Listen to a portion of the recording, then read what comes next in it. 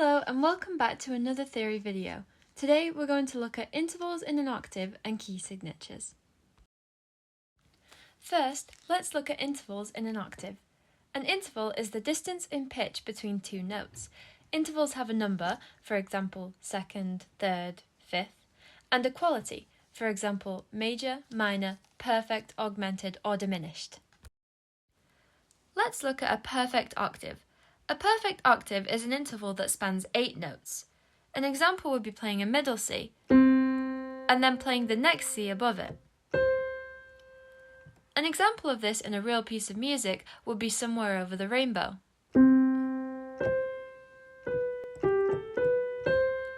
You can hear it in the first 2 notes. Somewhere. Now let's look at all the intervals in between an octave and their different qualities. I will use intervals from middle C as an example.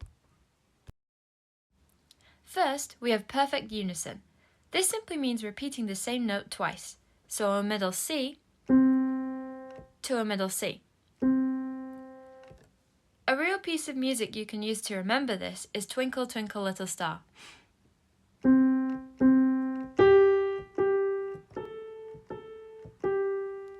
You can hear the unison in the first 2 notes. Twinkle.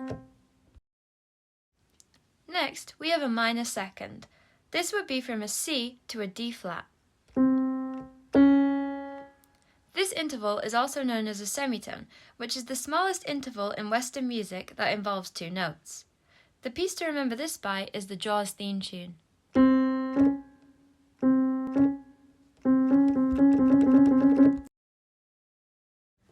A major second is from a C to a D. This is also known as a tone, or 2 semitones. A piece to remember this by is Frère Jacques.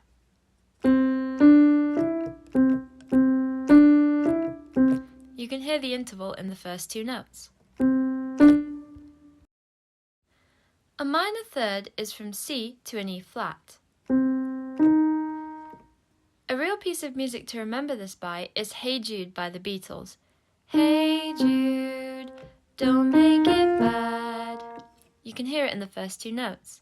Hey Jude. A major third is from a C to an E. A piece to remember this by is When the Saints Go Marching In. Oh, when the saints. You can hear it in the first 2 notes. A perfect fourth is from a C to an F. A piece to remember this by is Hedwig's theme from Harry Potter.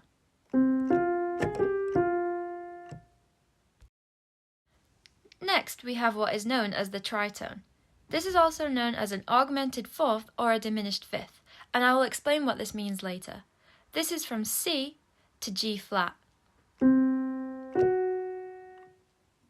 A real piece of music to remember this is the Simpsons theme tune. The Simpsons. A perfect fifth is from a C to a G. A real piece of music to remember this by is the Star Wars theme tune.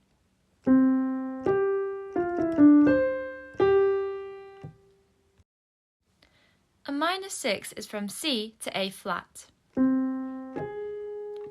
A real piece of music to remember this by is The Entertainer.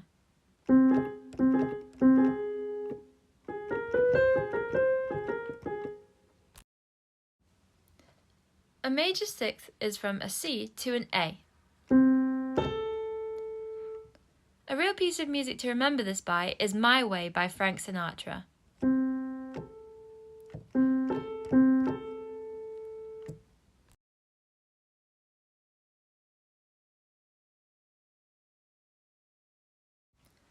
A minor 7th is from a C to a B flat.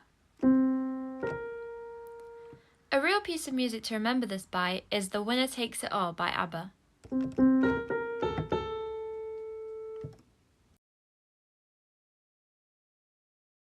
A major 7th is from a C to a B. A real piece of music to remember this by is Take On Me.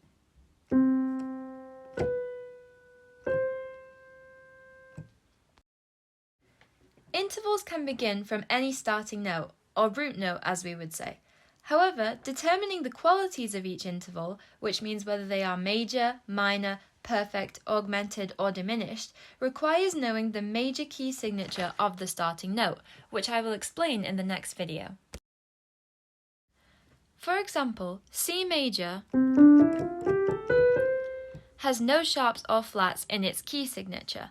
So, if we are looking from a major third starting on C, count 3 note names, C, D, E, and then consider if E is in the key of C major.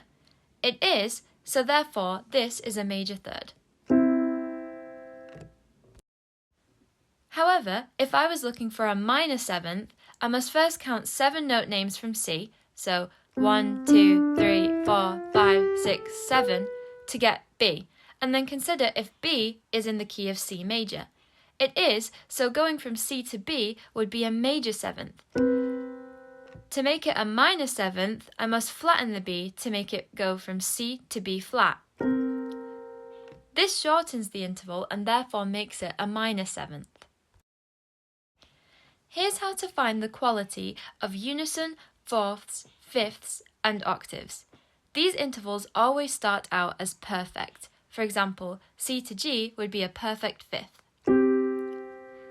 However, shortening this interval by a semitone, so from C to G flat, would make it a diminished fifth, and extending the interval by a semitone, so C to G sharp, would make it an augmented fifth.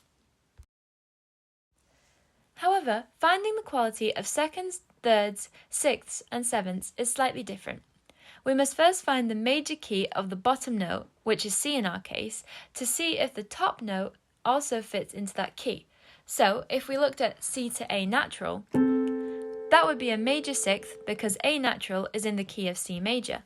However, if we extended this interval by a semitone, so from C to A sharp, this would be an augmented sixth.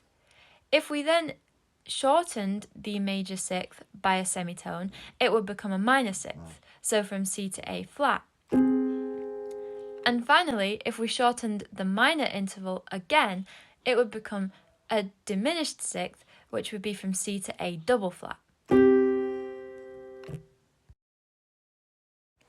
A final important note about intervals is that some intervals sound the same but have different names. For example, if we went from C to E flat, we would call this a minor third. However, if we went from C to D sharp, we would call this an augmented second. However, when both these intervals are played, they sound the same. Intervals are important because they make up all pieces of music. For example, both scales and chords are made up of a series of intervals from a starting note, and melodies are simply an array of intervals put together.